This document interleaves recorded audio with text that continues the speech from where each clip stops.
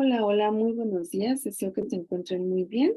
Estoy empezando a grabar por quienes no nos puedan ver en vivo y en directo el día de hoy. Voy a esperar unos 3 minutos en lo que se conectan, ¿ok? Por si no nos ven aquí en la grabación. Gracias.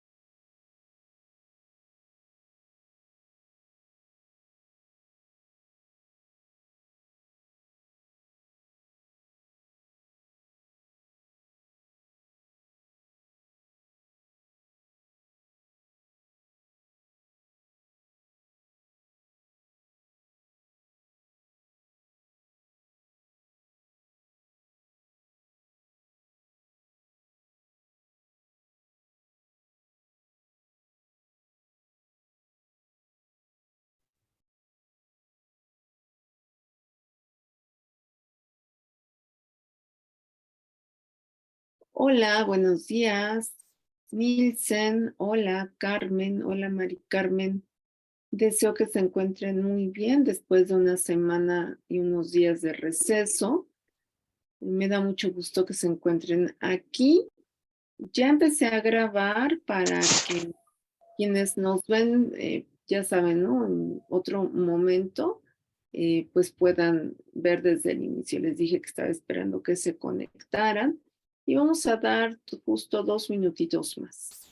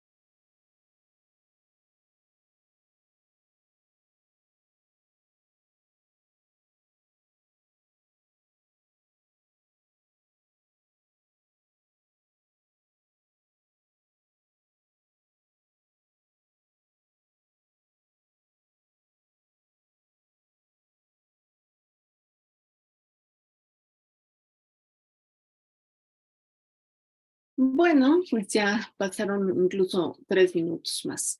Me da muchísimo gusto saludarles a todos. Les doy la más cordial bienvenida a esta sesión número 4 de pues, Sociología de la Educación. Y pues pienso empezar luego, porque es un tema muy interesante el que vamos a ver el día de hoy. ¿Se acuerdan que estamos viendo pues las teorías, ¿no? Que han sido más representativas en la sociología de la educación? Y hoy nos toca ver, chicos, una muy interesante. Me tomé justamente esos días de receso. Tengo unos recaditos pendientes por parte de algunos de ustedes, de alguna cuestión de plataforma, de trabajos. Sin problema, la reviso ya en estos días, por favor. Si recibiste los mensajes en tiempo y forma, no se preocupen, ¿de acuerdo? Denme ya a partir del lunes como para volver a retomar esa parte de dudas, ¿de acuerdo? Entonces ustedes tranquilos y si no, pues me mandan un mensaje recordando, ¿ok? Bueno, pues vamos a empezar el día de hoy con otra teoría que es fundamental dentro de la sociología de la educación y es el funcionalismo. Vamos a ver el estructural funcionalismo también, derivado del funcionalismo y cómo ha venido a tener inserción interesante en la educación, que es el ámbito que nos corresponde a nosotros. Están viendo mi pantalla, ¿verdad? Sí. Sí, perfecto. Muchísimas gracias. Gracias, chicos. Bueno, ¿de dónde surge el funcionalismo? Miren, surge en Norteamérica y parte de la psicología. Y uno de los principales promotores del funcionalismo fue William James. Y pues para nosotros en educación, William James es importante porque forma parte, o formó parte más bien, de este gran movimiento de escuelas nuevas, de escuelas activas. William James pretendió descubrir cómo funciona cada ser humano para adaptarse a exigencias del cambio continuo. Y por eso se considera como el más grande funcionalista, aunque para muchos en nombre hay otros personajes más, pero para nosotros en nuestro campo de la educación, William James, y por eso es representativo de la escuela nueva, de la escuela activa, su nombre lo dice, y vamos a ver qué aportaciones nos proporcionó él y sus seguidores. Fíjense, yo creo que con estos nombres ustedes van a poder darse cuenta de lo que hago referencia. Aquí voy a hacer una corrección, ya anoche estaba un poco cansada, pero es John Dewey, uno de sus principales seguidores, y ustedes también lo han escuchado en algún momento, es John Dewey, J-O-H. John Dewey, Harvey Card, James Angel, y de ahí se van a derivar otros seguidores como con el que voy a terminar el día de hoy, pero bueno, inicialmente tenemos a fuertes seguidores de ellos, de él, de William James, y todos forman parte del movimiento de la Escuela Nueva, John Dewey, Harvey Carr, James Angel, que hicieron investigaciones en la Universidad de Chicago. Y todos ellos tuvieron grandes influencias de Charles Darwin. Y ustedes dirán, bueno, ¿por qué de Charles Darwin? Pues ahí les va por qué. Recordemos que Darwin fue encargado de estudiar y analizar un entorno que hace evolucionar la visión del ser humano de otra manera. Dice Charles Darwin que en condiciones y circunstancias distintas seríamos diferentes, siempre producto de la evolución. Y Darwin tenía su teoría acerca de que los organismos que evolucionan en direcciones que favorecen su supervivencia son los que logran metas, accesos y obviamente transformación. Aquí estamos viendo una de sus principales teorías de la evolución.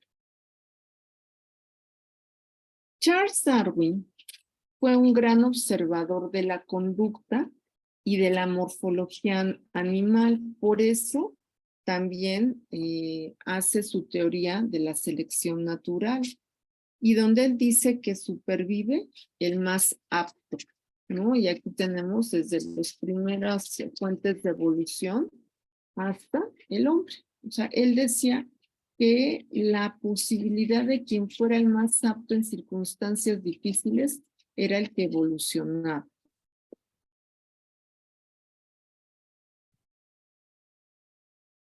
Otro autor de nombre Russell Wallace le gustó mucho esta teoría evolutiva de Charles Darwin y desarrolló un informe muy interesante que explicaba esa misma teoría y la trabajó por 20 años. O sea, lo que hizo Russell Wallace fue explicarnos la teoría de Darwin, que para muchos causó rechazo inicialmente. Y Francis Galton estudió el problema de la herencia en los seres humanos, es decir, ¿qué es lo que por herencia genética podría causarnos alguna situación? Qué interesante, ¿no? Y tenemos también a George John Romanes y Lloyd Morgan, que se enfocaron específicamente en el campo de la conducta animal, reacciones. Y fue hasta que William James, un filósofo estadounidense con una gran trayectoria en la Universidad de Harvard, profesor de psicología y fundador de la psicología funcional, que retoma todas estas ideas. ¿Y qué nos dice William James al respecto del funcionalismo? Dice William James, en contraparte de Wundt y los estructuralistas, que lo más importante es la conciencia.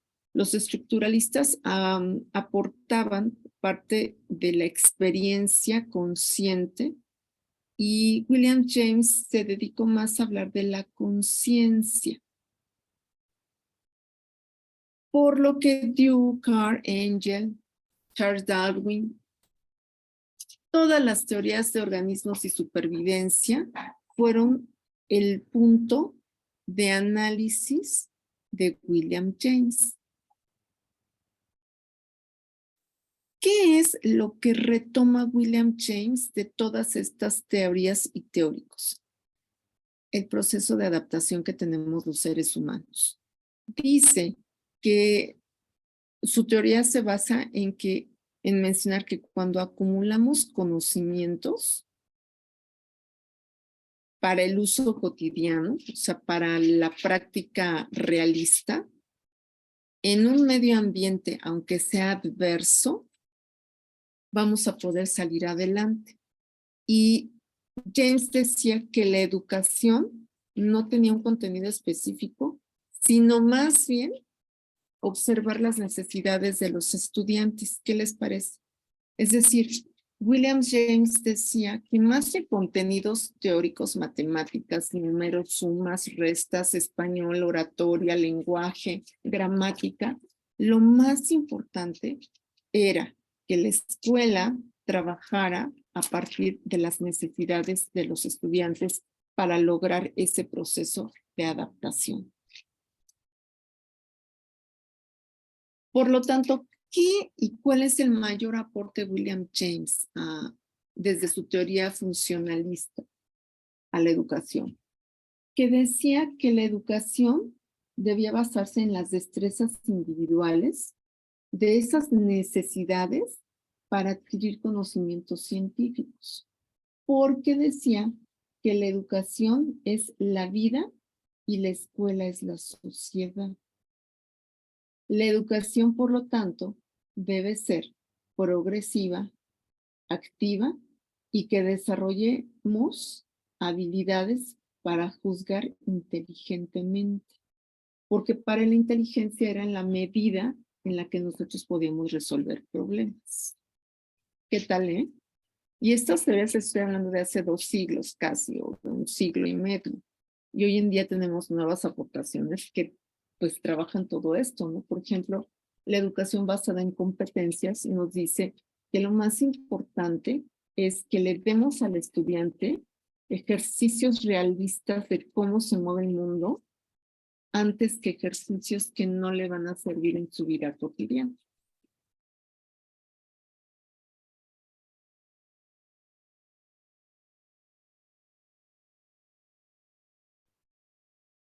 De todos estos análisis, viene un teórico funcionalista muy importante para nosotros en educación, que es nada más y nada menos que John Dewey. John Dewey fue un filósofo, un educador, diría yo, un filósofo, un psicólogo y un educador norteamericano y el más ilustre de los últimos tiempos. En el área psicológica, bueno, es reconocido por todas las aportaciones respecto a pruebas psicométricas, observaciones de conducta, pero en educación, pues con algunas de sus principales y más importantes obras. ¿Cómo fue mi credo pedagógico? La escuela y la sociedad, el niño y el programa escolar y democracia y educación especialmente. Estas fueron sus principales obras.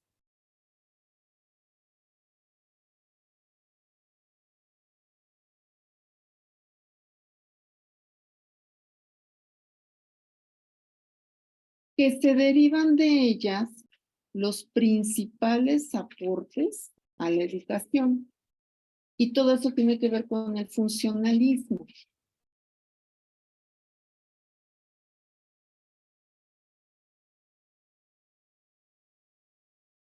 Uno de los principales aportes de Dewey fue pensar o plantear una reestructuración de las experiencias en la escuela. Una reestructuración de la experiencia que da sentido y capacidad para dirigir y organizar las experiencias siguientes. Bueno, ustedes dirán, bueno, ¿qué función, qué diferencia tiene con lo que se había trabajado hasta el momento? Bueno, yo les quiero recordar que la teoría funcionalista y que retoma John Dewey menciona, y es algo muy importante, cómo está considerada la psique y cómo está configurada la mente.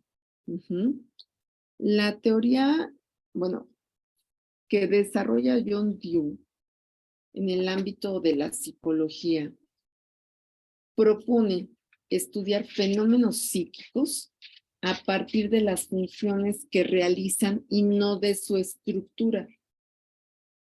Es decir, en vez de cómo, se centra en el para qué existen diferentes funciones psíquicas y considera que la mente tiene como principal finalidad adaptar la estructura interna al medio ambiente.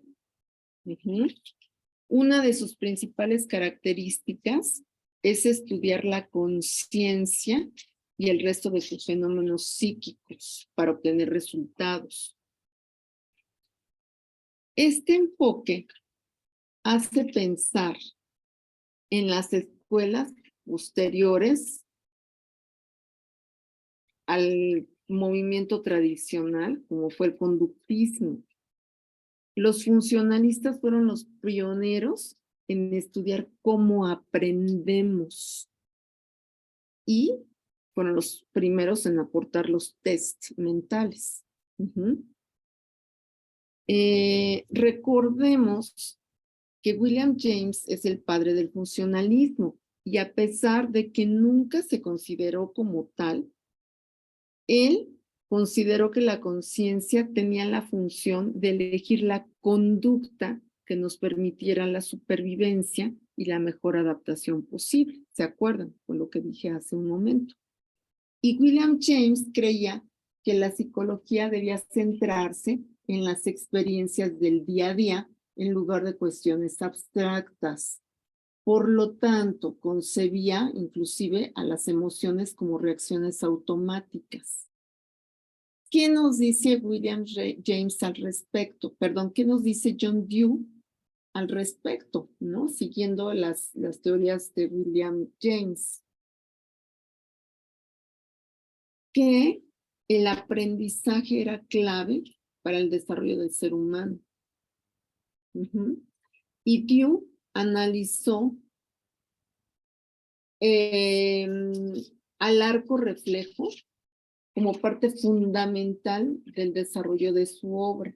Es decir, John Dewey consideraba la necesidad de entender al arco reflejo como un todo y abogaba por tomar en cuenta a la conducta y su funcionamiento evolutivo a través del tiempo. Por lo tanto, igual que James, consideraba que la conducta podía darle significado a las sensaciones y proponía separar en partes diferenciadas los procesos de aprendizaje, que la memorización no solamente es funcional, no tiene sentido si no se estimula el pensamiento. Y entonces, estas ideas las vamos a ver en estas aportaciones que tienen ustedes aquí, en esta presentación, en esta hoja específicamente. El principio más representativo de John Dewey, y ustedes lo deben de recordar, es el Learning by Doing, es el autor del aprender haciendo. Él fue el primero en decirnos justamente que hay que educar por la acción, que construimos nuestros saberes por nuestras experiencias con el medio que nos rodea y no por una aceptación pasiva de otro. O sea, desechó la famosa educación verticalista y pasiva y tradicionalista. El objetivo de las escuelas, decía John Dewey, era enseñar al niño a vivir en el mundo real y llevarlo a experimentar lo que va a ser útil para vivir en esta sociedad. Él es muy conocido, John Dewey, por las prácticas en escuelas laboratorios, especialmente en Chicago.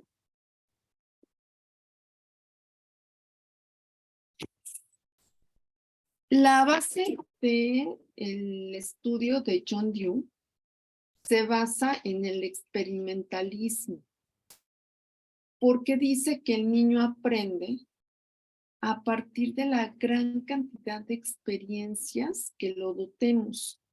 Por eso, su teoría la nombramos y la conocemos como aprender haciendo. ¿Qué experiencias le vamos a dar al niño en la enseñanza de matemáticas, en la enseñanza del español, de la geografía, pero en donde él tenga que actuar, no solo memorizar y repetir? Qué interesante, ¿no? Desde este punto de vista, lo que ha hecho John Dewey para la escuela. Entre otras cosas, nos dice que hay que fomentar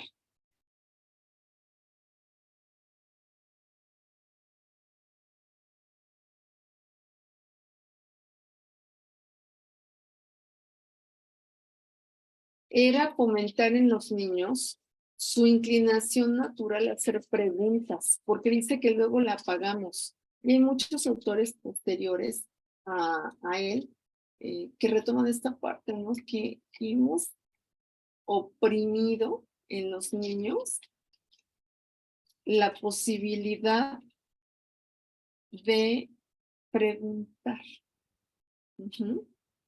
Entonces, hay que dejar a los niños que nos hagan preguntas, desde bebitos, desde pequeñitos, ¿por qué es? Y hay que dejarlos indagar por cuenta propia todos aquellos procesos y objetos que estén dentro de sus ámbitos de interés. Por lo tanto, para John Dewey, la finalidad de la educación es capacitar, capacitar al educando a resolver problemas que le plantea el medio físico y social. Es decir,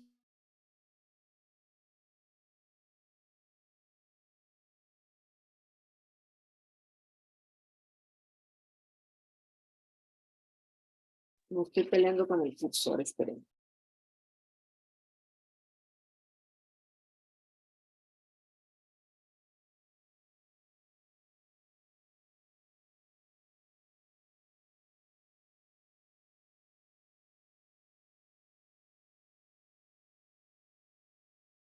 Bueno, a ver si puedo resaltar así, ¿no? Fíjense qué importante, ¿no? Aquí nos llevamos varias ideas. Primero, la inclinación, no puedo. A ver, voy a detener un momentito, permítanme.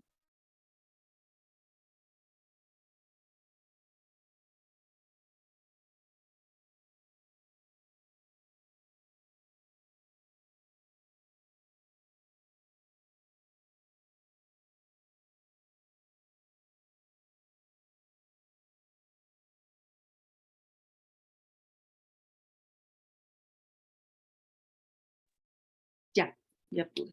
Es el puntero por lo menos aquí, ¿no? Pues hablamos de respetar el que hagan preguntas, todo lo que quieran indagar en campos de su propio interés, ayudarlos a resolver problemas que nos dé el medio ambiente físico y natural. Y por lo tanto, el profesor va a ser un profesional altamente calificado, competente en su materia, pero preocupado por la conducta de los niños y que reflexione sobre su propia experiencia para cambiar la estrategia educativa en función de los resultados obtenidos. Es decir, aquí le da un elemento fuerte al profesor y no a los niños. Nosotros somos los que debemos de cambiar las estrategias. Y a veces nos enfocamos en, no aprende, reprueba, no está bien hecho tu trabajo, ajá. ¿Y qué haces tú como maestro para proporcionarle todas esas experiencias? Somos nosotros los que debemos de cambiar las estrategias y actividades. Por lo tanto, en su credo pedagógico, John Dewey estructuró al currículum centrado en determinadas ocupaciones que le dieran al niño oportunidad de relacionarse adecuadamente con su medio. Por ejemplo, actividades de cocina, de carpintería, de costura, de jardinería. Y con todo esto pretendía integrar las actividades infantiles de la vida familiar con las de la vida escolar. O sea, esa parte la llevó a la escuela. Y él, igual que María Montessori y otros autores, decía, nada que darle vajilla pequeñita que de plástico para que no. O sea, el mundo es duro, es cruel, enfréntalo tal cual. Eso es lo que va a aportar la escuela. Y por lo tanto, la escuela debe representar la vida actual, una vida tan real y vital como la que vive en su propia casa, en la sociedad, en la calle, pues, ¿no? Es lo que decía John Dewey.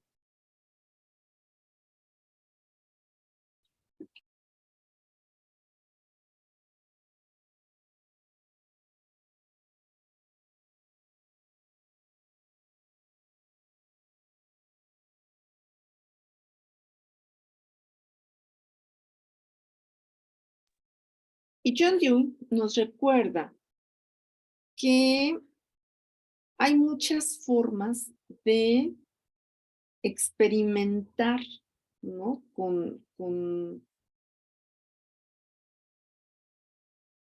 esa relación que damos escuela-sociedad.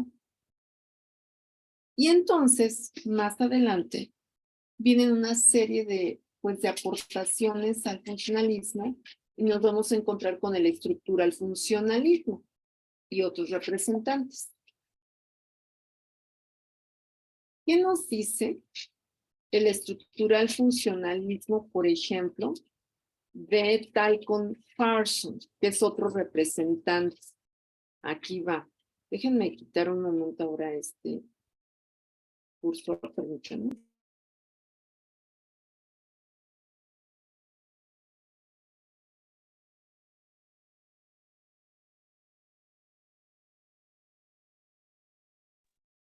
Bueno, un representante del estructural funcionalismo, que es la parte evolutiva del funcionalismo, algo que evoluciona, es un señor de nombre Tyson Parsons. Quizá no están conocidos para nosotros en el orden educativo, pero a partir de hoy va a ser, ¿ok?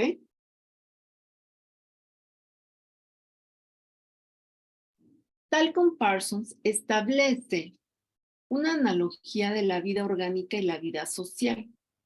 Igual es funcionalista, toma como modelo las funciones de los organismos biológicos para aplicarlo en organismos sociales. Pero nos dice que las funciones realizadas por los grupos sociales tienden a especializarse, a ser interdependientes y eficaces a medida que se desarrollan en niveles más complejos de organización. Entonces, ¿qué debemos hacer nosotros seres humanos? Pues promover acciones, tanto conscientes como inconscientes, para darle sentido a la movilidad de la sociedad. Y hace referencia a cómo la acción que desempeñamos como individuos, según nuestro estado social, nuestra cultura y nuestro grupo, van a permitir conformar todas las funciones que dentro de la sociedad realicemos. Y si observan aquí, lo más importante del estructural funcionalismo son los individuos. O sea, ¿qué voy a hacer a partir de lo que mi grupo social, mi sociedad me está enseñando que se requiere?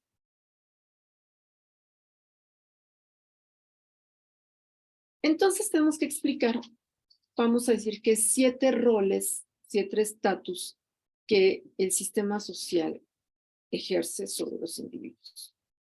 El primero es, o lo primero es entender que los sistemas sociales deben de estar estructurados de manera que sean compatibles con otros sistemas, como la escuela. Por lo tanto, el sistema social debe contar con el apoyo de otros sistemas. Es decir, la escuela no puede estar alejada de lo que la sociedad quiere, ¿no? Debe satisfacer significativamente las necesidades de los actores y fomentar entre sus miembros una participación suficiente. Obviamente tiene que ejercer control sobre las conductas y si surge algún conflicto, lo debe de controlar y usar el lenguaje más adecuado para poder sobrevivir.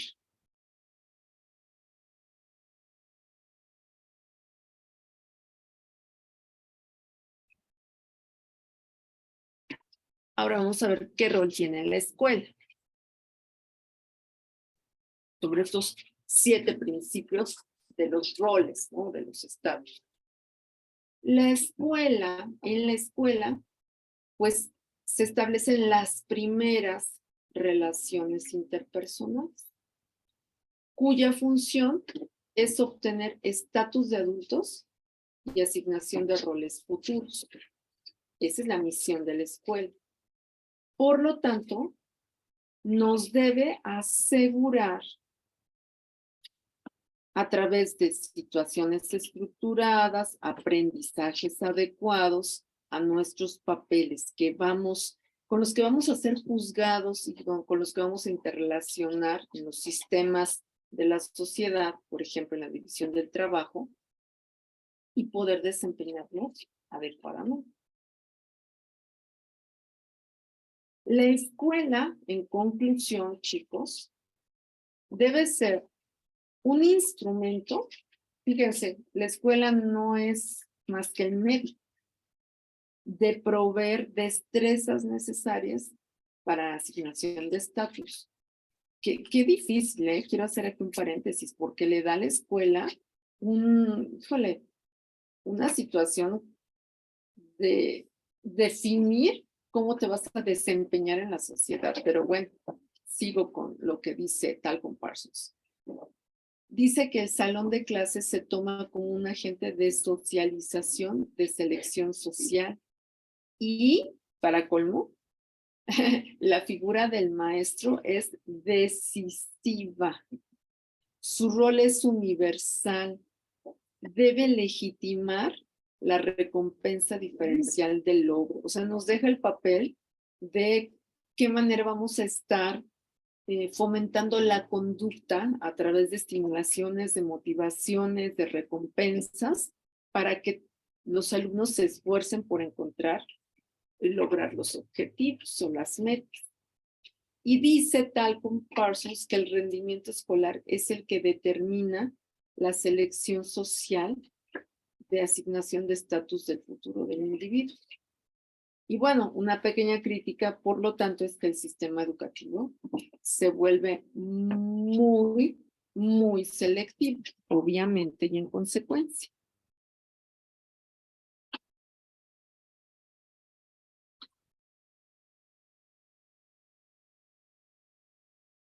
Y para concluir, chicos, decirles que Talcott Parsons nos dice que es muy importante la socialización que se da en la escuela. La socialización la define como un proceso conservador en el que lo que se necesita o que lo que la sociedad necesita se va a ejercitar en la escuela y va a ser la unión o el vínculo de los niños con el sistema social. Esta experiencia debe durar toda la vida, aunque se pueden complementar con experiencias socializadoras muy específicas, o sea, las que todos como personas de un grupo determinado necesitamos. Y en la socialización el control social constituye un sistema de defensa complementario del sistema social para que funcione mejor. Y nos deja esta idea, Talcott Parsons, para concluir. El sistema social debe tolerar la desviación o las desviaciones que surjan para proporcionar oportunidades de desempeño que nos permita expresarnos como somos sin amenazar la integridad del sistema. Es decir, dice, cada ser humano pues también tiene una característica personal específica, ¿no? Entonces, no lo vamos a excluir y vamos a promover que si bien la escuela nos enseña a tener nuestra función específica en un momento determinado, en una acción determinada, pues lo vamos a conseguir. Y pues como pueden ver, los maestros aquí tenemos pues una misión muy, muy específica. Entonces, concluyendo, les quiero decir que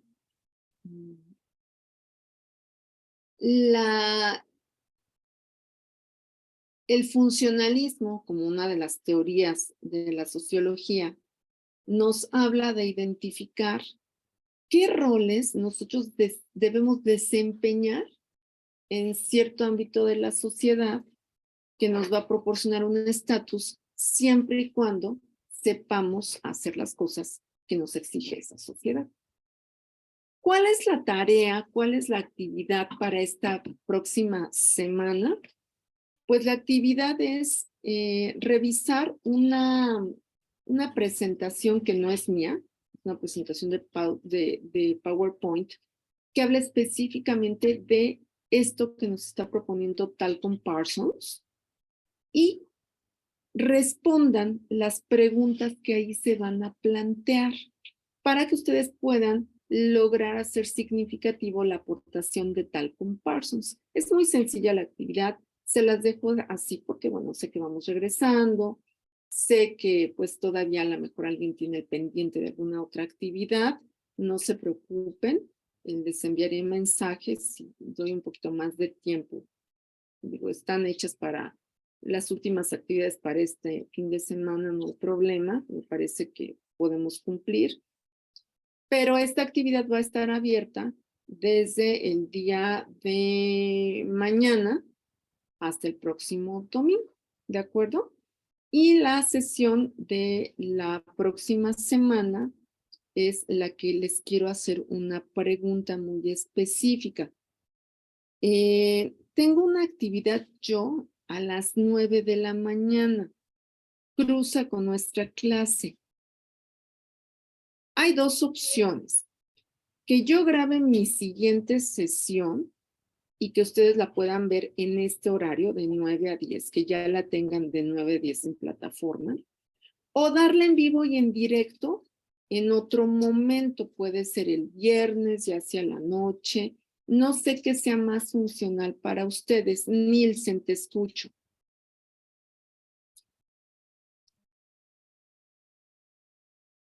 Carmen. Pues